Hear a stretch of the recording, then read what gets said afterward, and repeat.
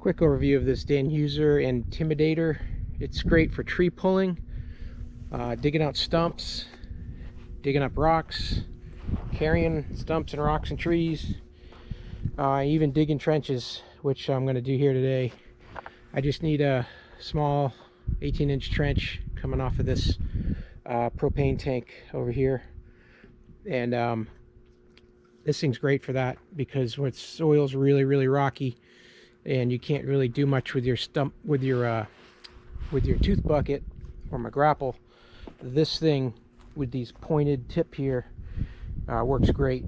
It's got two teeth on the front, and if you keep the jaws locked together, you can see they got an overlapping piece here that holds them together. They act just like a spear or like a stump bucket, and you can just dig and dig and dig and poke holes and flip out rocks, and does all kinds of good stuff. So I'll show you a short video of it in action.